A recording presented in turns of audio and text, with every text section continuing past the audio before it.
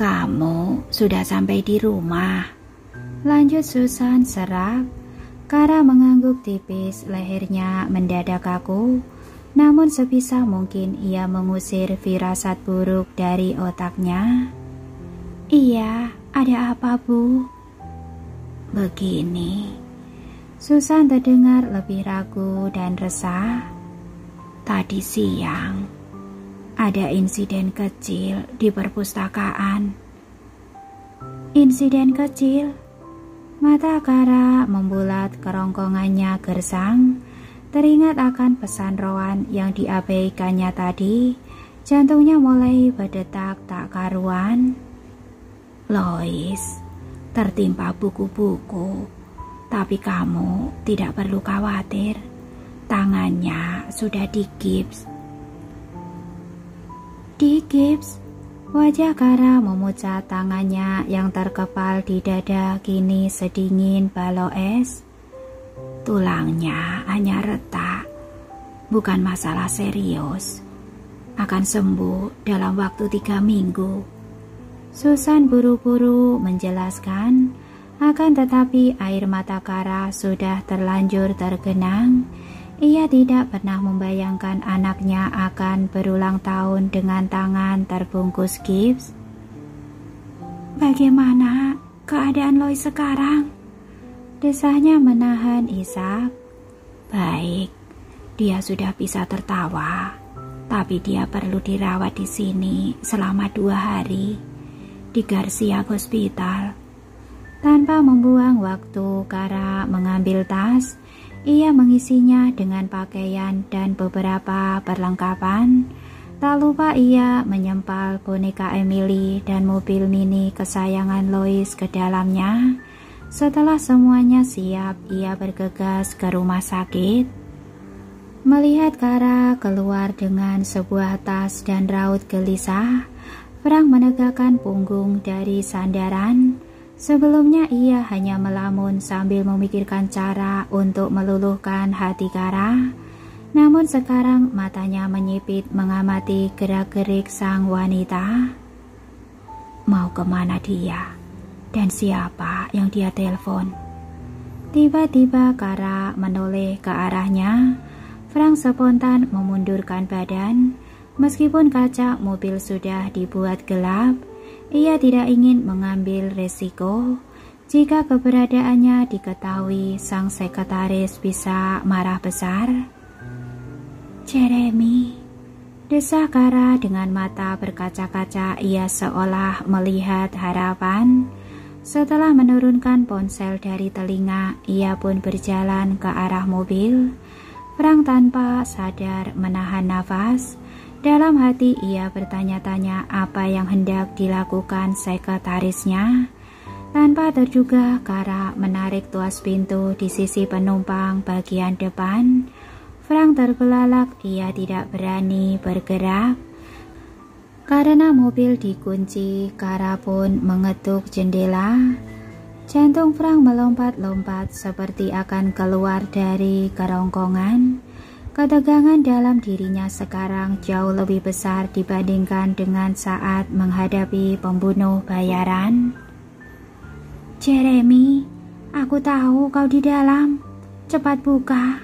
Aku sangat membutuhkan bantuanmu. Frank berkeringat dingin, alisnya berkerut. Haruskah aku pergi saja? Tangannya terangkat menuju kunci mobil, bersiap memutarnya, namun melihat kegusaran di wajah Kara, ia akhirnya mendesah pasrah dan membuka kunci. Tanpa membuang waktu, Kara masuk dan melempar tas ke jok belakang. Sambil menarik sabuk pengaman, ia terengah-engah. Sedang tidak ada taksi di sekitar sini, dan aku harus pergi ke Garcia Hospital. Tolong antarkan aku. Tepat saat itu pandangan mereka bertemu. Kara spontan mematung, bola matanya bergetar. Tangannya yang memasang sabuk pengaman pun membeku. Frank pun terdiam, ia bimbang tentang apa yang harus diucapkan. Haruskah ia menjelaskan keberadaannya di situ? menanyakan tentang hubungan Kara dan Jeremy atau menawarkan tumpangan. Jadi, siapa yang sakit? Kara mendesah samar, lidahnya keluh. Putramu, Frank. Putra kita. Dia pasti ketakutan saat tangannya digips dan kita tidak ada di sana untuk menemaninya. Kara ingin menjawab seperti itu, namun selang satu kedipan ia meletakkan sabuk pengaman ke posisi semula. Maaf, kukira kau Jeremy. Dia yang biasa mengawasiku, bukan? Kara, tunggu. Frank meraih tangan sang sekretaris. Ia bisa merasakan getaran kecil pada kulit yang agak dingin itu. Biarkan aku mengantarmu. Ini bukan urusanmu, tutur Kara ketus. Namun Frank bisa mendeteksi ketakutan dan kesedihan dalam nada bicara itu. Bukankah kau terburu-buru? Aku bisa mencari taksi lagi. Sekarang lepaskan aku, jangan menghambat. Kara menyentak tangannya, tetapi Frank enggan melepas. Baiklah. Desah laki-laki itu penuh penekanan. Aku tidak akan ikut campur. Jadi tolong, izinkan aku mengantarmu. Aku akan merasa sangat bersalah kalau perjalananmu terhambat karenaku. Kara bergeming menatap manik abu-abu di hadapannya.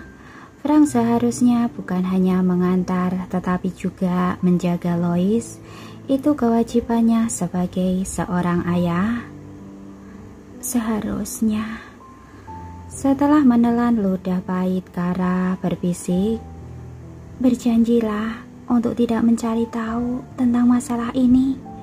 Kalau sampai aku melihatmu di rumah sakit atau mendengar sesuatu tentang campur tanganmu, aku akan membencimu seumur hidup, Frank Harper. Frank menarik nafas berat. Ia sangat ingin membantu Kara lebih jauh.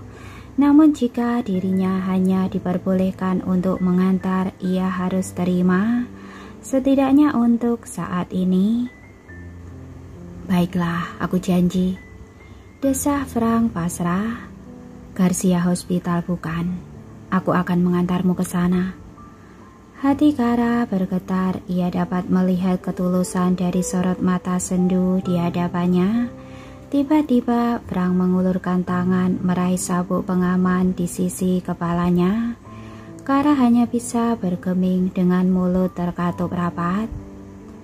Jangan khawatir, Kara. Kau akan segera tiba di sana, desah sang CEO saat memasangkan sabuk. Kara tahu pria itu serius memperhatikannya, akan tetapi tidak ada yang bisa dilakukan selain mempertahankan sikap dingin. Tolong cepat, aku harus segera tiba di sana. Frank yang dulu mungkin akan tersinggung oleh nada bicara yang tak ramah itu, namun kini ia hanya mengangguk dan menurut.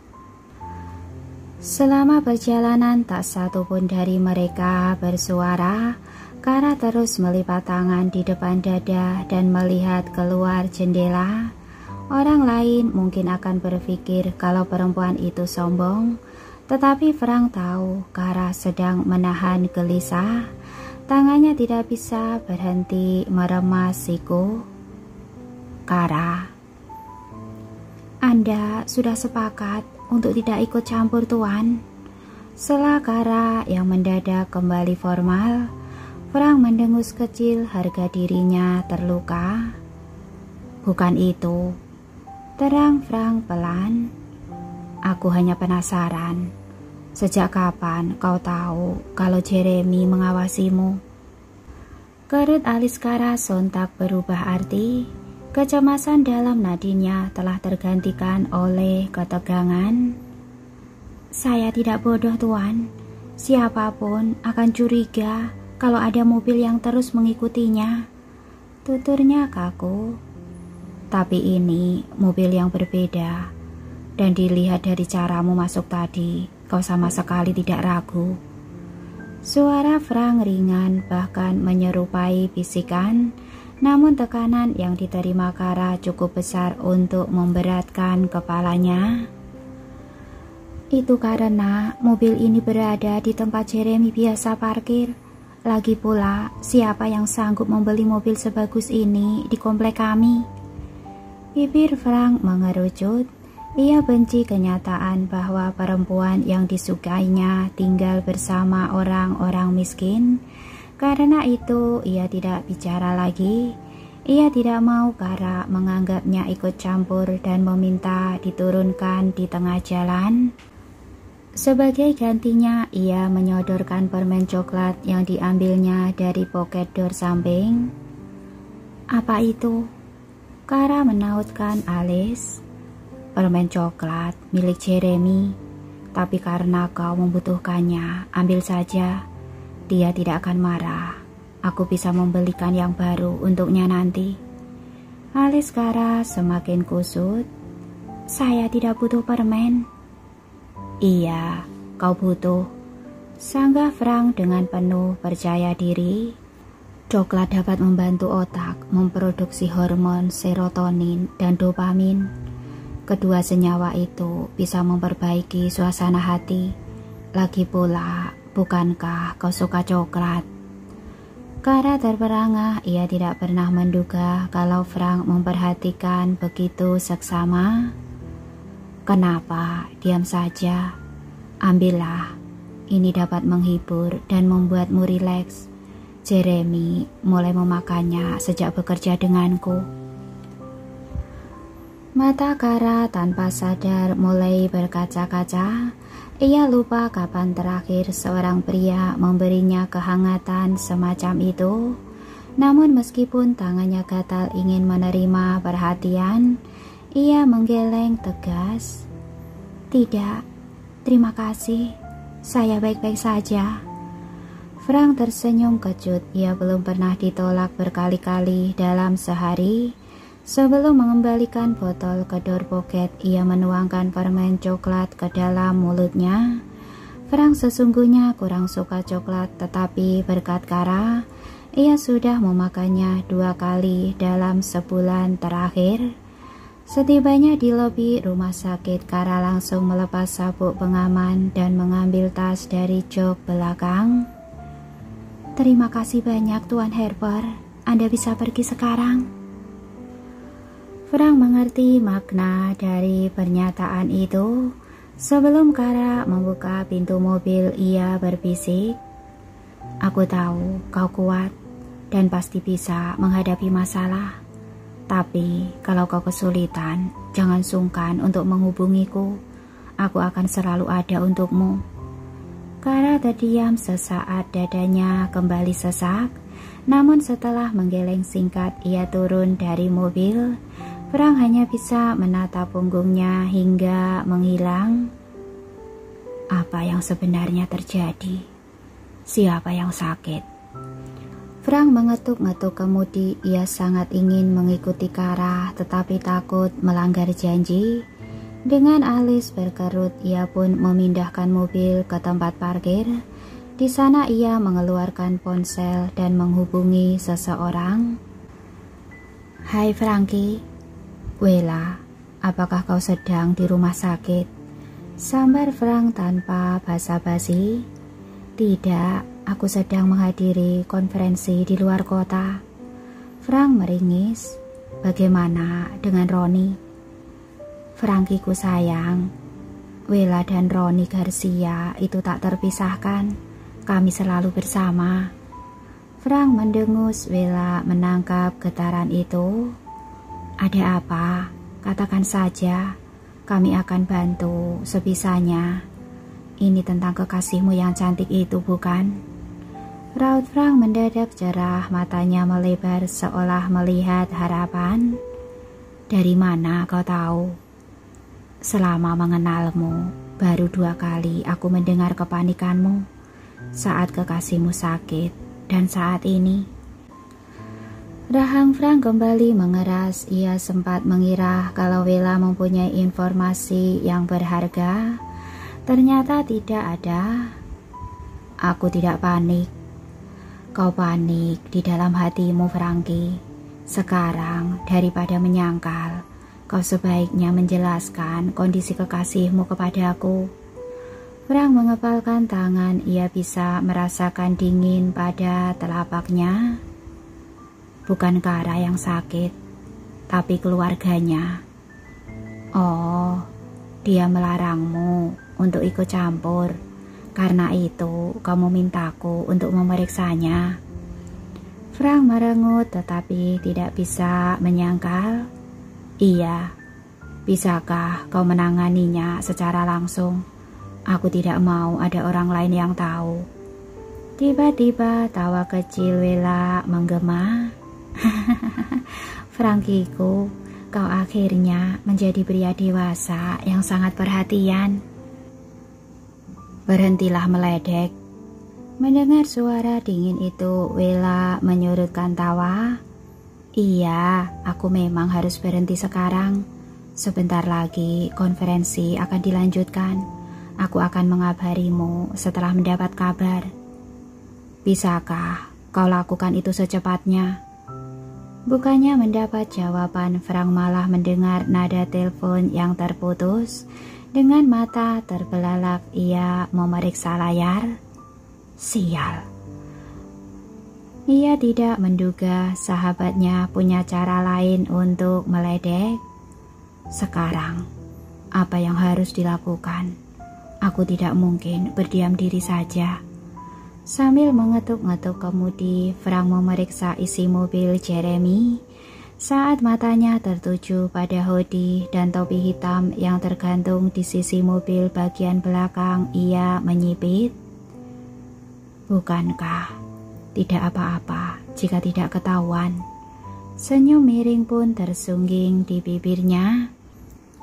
Sementara itu, Kara akhirnya tiba di kamar Lois. Begitu mendorong pintu, matanya langsung menatap wajah pucat sang putra. Ia sedang duduk bersandar di tempat tidur bersama Emily di sisinya.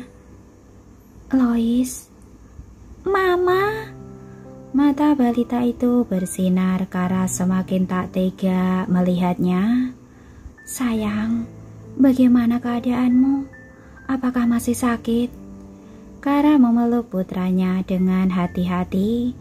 Lois pun melingkarkan lengan kanannya di leher sang ibu. Sedikit, tapi aku bisa menahannya. Aku ini anak kuat, Mama. Bohong, sanggah Emily dengan bibir yang mengerucut.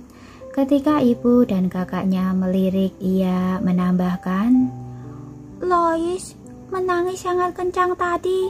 Aku dan nenek sampai ketakutan. Beberapa saat yang lalu, ia masih terlisak. Itu bukan karena sakit, tapi karena aku merindukan Mama. Kara tersenyum miris mendengar jawaban itu. Setelah memberikan kecupan hangat, ia memandangi Emily yang sedang duduk di samping Lois. Bagaimana denganmu, sayang?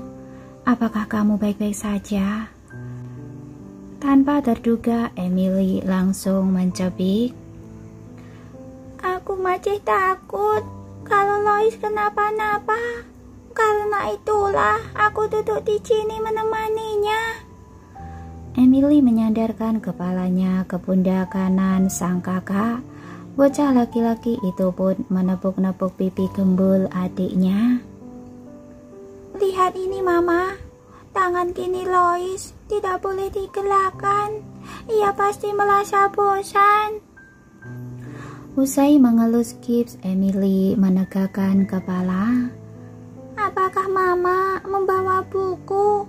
Aku bisa menghibur Lois lewat cerita. Dengan alis bertaut Kara menggeleng. Maaf Madu kecil, tadi Mama tergesa-gesa. Mama hanya membawa ini. Kara mengeluarkan boneka dan mobil-mobilan dari tas. Melihat mainan favoritnya, senyum Lois mengembang. Tidak apa-apa Mama, ini saja sudah cukup. Ia dan Emily menyambut barang-barang dari sang ibu. Terima kasih, Mama. Emily memeluk bonekanya dan kembali mencondongkan kepala ke pundak Lois. Kemudian kakaknya itu mulai menjalankan mobil di atas gips lalu membenturkannya ke boneka Emily. Melihat anak-anaknya akur, lengkung bibir Kara berubah tulus. Baru setelah itu perhatiannya beralih kepada Susan yang duduk di kursi. Apa yang sebenarnya terjadi, Bu? Itu karena Lois berusaha menyelamatkanku, celetuk Emily dengan alis berkerut dan mata bulat. Iya, saat itu Emily sedang mencari buku di bagian bawah. Tiba-tiba aku melihat buku-buku di rak bagian atas jatuh, lanjut Lois. Buku-buku itu sangat tebal. Kepalaku pasti terluka kalau sampai tertimpa. Emily mendekap bonekanya lebih erat. Untung saja aku kecil. Aku cepat-cepat melindungi Emily dan menutupi kepalaku dengan tangan. Tapi tangan Lois malah terluka. Aku mendengar bunyi yang sangat kencang. Ketika melihat ke atas, Lois melingis kesakitan. Emily mencepik dan mengelus-ngelus jemari mungil di ujung gips. Lois malah terkekeh bangga. Bukankah aku sangat hebat, Mama? Kara memaksakan senyum lebar, perasaannya berkecamuk. Meski pita suaranya tercekik, ia berusaha untuk bicara. Iya, kamu sangat hebat dan pemberani, Lois. Kamu menjaga adikmu dengan sangat baik. Suara Kara serak tetapi Lois tidak mendeteksinya. Hatinya melayang karena pujian sang ibu. Anak-anak, Susan tiba-tiba berdiri dan menarik lengan Kara. Apakah kalian takut kalau ditinggal berdua? Nenek harus membawa mama kalian ke bagian administrasi. Lois dan Emily berkedip lugu. Kami tidak apa-apa. Iya, ada Yemon yang menemani kami. Emily mengangkat bonekanya ke depan. Sang nenek pun mengangguk lalu menyerahkan ponselnya. Kalau ada apa-apa, segera telepon mama. Mengerti? Mengerti, Nek. Susan pun menarik Kara keluar kamar. Apa yang terjadi, Bu? Bisik Kara setelah mereka berbelok ke koridor menuju taman. Raut Susan berubah kaku. Setelah insiden tadi, kami langsung menuju rumah sakit. Ibu hanya fokus kepada Lois. Untung saja tim keamanan memeriksa CCTV. Alis Kara sontak mengenyitkan dahi. Seseorang berniat mencelakai anak-anak. Ia tidak bisa lagi mengabaikan firasatnya. Susan mengangguk. Dia mengenakan masker, topi, dan pakaian yang serba hitam. Tim keamanan sudah melaporkannya ke polisi. Mereka sedang menyelidiki apa motifnya. Jantung Kara seakan berhenti berdetak. Pikirannya terpusat pada satu hal, ancaman Rowan. Manajer perpustakaan merasa iba pada Lois. Karena itu dia menanggung semua biaya rumah sakit. Suara Susan membuyarkan lamunan Kara. Usai berkedip, ia menggenggam tangan kurus ibunya. Apakah ada petunjuk tentang orang itu? Apakah badannya tinggi dan besar? Ia merujuk pada Sean. Ibu sudah meminta tim keamanan untuk mengirim link rekaman CCTV ke emailmu. Kara langsung memeriksa ponsel. Setelah menemukan beberapa link, ia menarik sang ibu ke taman di ujung koridor.